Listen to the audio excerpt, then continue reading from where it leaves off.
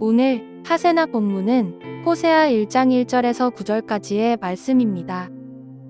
주님께서 브에리의 아들 호세아에게 주신 말씀이다. 때는 오시야와 요담과 아하스와 히스기야 왕이 이어서 유다를 다스리고 요아스의 아들 여로보암 왕이 이스라엘을 다스리던 때이다. 주님께서 처음으로 호세아를 시켜 이스라엘 사람들에게 말씀하실 때에 주님께서는 호세아에게 다음과 같이 말씀하셨다. 너는 가서 음란한 여인과 결혼하여 음란한 자식들을 낳아라. 이 나라가 주를 버리고 떠나서 음란하게 살고 있기 때문이다. 호세아가 가서 디블라임의 딸 고멜과 결혼하였다. 고멜이 임신하여 호세아의 아들을 낳았다. 주님께서 호세아에게 말씀하셨다. 그의 이름을 이스르엘이라고 하여라. 이제 곧 내가 예후의 집을 심판하겠다. 그가 이스라엘에서 살육한 죄를 물어서 이스라엘 왕조를 없애겠다. 또 그날에 내가 이스라엘 평원에서 이스라엘의 활을 꺾겠다. 고멜이 다시 임신하여 딸을 낳았다. 이때에 주님께서 호세아에게 말씀하셨다. 그 딸의 이름은 로루아마라고 하여라. 내가 다시는 이스라엘 족속을 불쌍히 여기지도 않고 용서하지도 않겠다. 그러나 유다 족속은 내가 불쌍히 여기겠다. 그들의 주나 하나님이 직접 나서서 그들을 구출하겠다. 그러나 내가 그들을 활이나 칼이나 전쟁이나 국마나 기마병으로 구출하는 것이 아니다. 로루아마가 젖을 뗄 때에 고멜이 다시 임신하여 아들을 낳았다. 주님께서 말씀하셨다. 그의 이름을 로암미라고 하여라. 너희가 나의 백성이 아니며 나도 너희의 하나님이 아니기 때문이다. 월요일입니다. 오늘도 하세나를 통해 하나님의 말씀을 사모하는 우리 모두에게 하나님의 함께 하심이 있기를 소망합니다. 오늘부터 또 새로운 책으로 하세나를 하게 됩니다.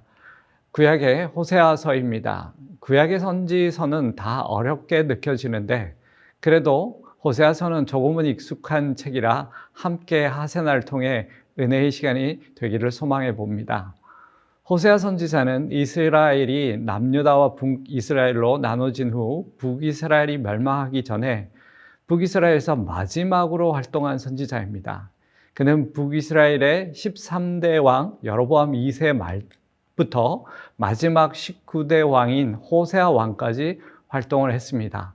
그래서 꽤나 오랜 시간을 활동했는데 대략 최소 33년 이상 활동한 선지자로 알려져 있습니다.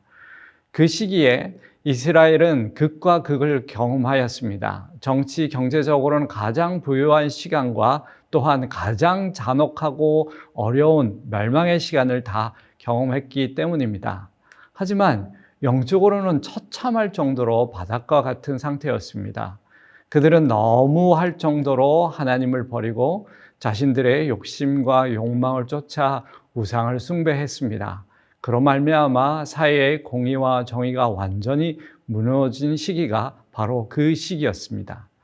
그 시기에 활동했던 선지자는 아모스, 호세아 선지자 두 사람이었지만 아모스 선지자는 남유다 출신 선지자였습니다. 그렇다면 호세아 선지자는 우리가 가지고 있는 성경에 북이스라엘에 대한 글을 남긴 북이스라엘 출신 선지자로서는 오직 유일한 선지자입니다. 그 말은 곧 북이스라엘이 어떤 영적 상태였는지를 보여주는 증거이기도 합니다. 그래도 남유다에는 많은 선지자들이 있었기 때문입니다. 그럼에도 불구하고 하나님께서는 북이스라엘을 완전히 손에서 놓지 않고 있으셨습니다. 호세아 선지자를 통해 특별히 그의 결혼과 가정을 통해서 그 당시 북이스라엘 상태가 어떠한지를 보여주셨고 또한 말씀해 주셨던 것입니다. 결국 호세아 선지자를 통해서 여전히 그들을 사랑하고 계신 하나님의 마음과 모습을 보여주셨던 것이죠. 그러나 결국 북이스라엘은 하나님의 심판과 징계를 받았습니다. 나라가 멸망하는 것뿐만 아니라 백성들이 세계 곳곳으로 모두가 뿔뿔이 흩어지게 되었습니다. 우리는 호세아서에서 도저히 사랑할 수 없는 사람을 사랑하시는 하나님을 만나게 됩니다. 호세아서의 하나님은 이스라엘과 결혼한 남편과 아내, 곧 부부 관계로 묘사하고 있습니다. 음란하여 아내가 될 자격이 없는 여인을 아내로 삼아 주셨지만 아내의 불성실하고도 음란한 행위로 인해 배신당한 남편의 모습을 보여주고 있기 때문입니다. 그런데도 끝까지 포기하지 않으시는 사랑 또한 보여주고 있습니다. 오늘 본문은 그 시작입니다. 호세아 선지자는 자신이 언제 활동했는지를 말하면서 주님께서 자신에게 무엇을 요구하셨는지를 말하고 있습니다. 2절을 보면 너는 가서 음란한 여인과 결혼하여 음란한 자식들을 낳으라 라고 말씀하고 계십니다.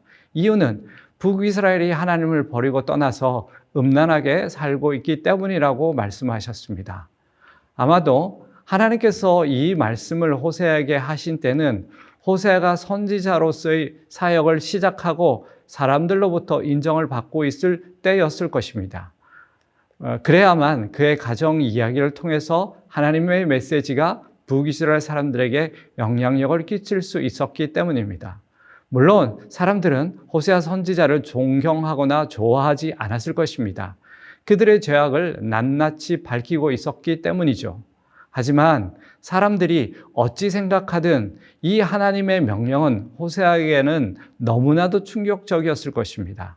그 당시 경건한 삶을 살면서 하나님의 말씀을 선포하여도 쉽지 않은 것이 선지자 사역이었을 텐데 또 여호와 하나님의 참 선지자로서는 삶을 거룩하게 살아야 하는 것이 마땅한데 몸을 파는 여자와 결혼하여 또 음란한 아이를 낳으라니 호세아 선지자가 느끼는 황당함은 지금 우리가 도저히 가늠할 수 없는 상황이었을 것입니다. 호세아 선지자는 이 명령에 어떻게 순종할까 하는 생각이 들 정도입니다. 하지만 하나님은 호세아 선지자에게 이런 어려운 일을 요구하시고 경험하게 하심으로 그가 하나님의 마음을 품고 이스라엘에게 그분의 말씀과 마음을 전하길 원하셨던 것입니다. 호세아는 자신의 불행한 결혼을 통해 하나님께서 이스라엘과의 관계에서 체험하셨던 것을 이해할 수 있었습니다. 그래서 하나님을 대신해서 메시지를 전할 자격을 온전히 가질 수 있었던 것이죠. 물론 우리는 지금 호세아 선지자와 같이 온전히 하나님의 마음을 다 이해할 수도 없고 우리의 삶을 통해서 하나님의 마음을 온전히 이해하는 삶을 살기도 어려울 것입니다. 감히 흉내를 내기도 어려울 것이고 그런 믿음을 가진다는 것 더욱 어려울 것입니다. 하지만 그래도 우리 삶에 조금이라도 하나님의 마음을 이해할 수 있는 삶과 마음이 주어진다면 그것 또한 감사할 수 있으면 좋겠다 싶습니다. 혹 지금 우리의 현실의 어려움을 통해서 하나님께 좀 더 가까이 나아가게 되고 또 그 하나님의 사랑을 느낄 수 있다면 그건 역시 주님의 손길이심을 믿음으로 고백하는 저희들이 되기를 소망합니다.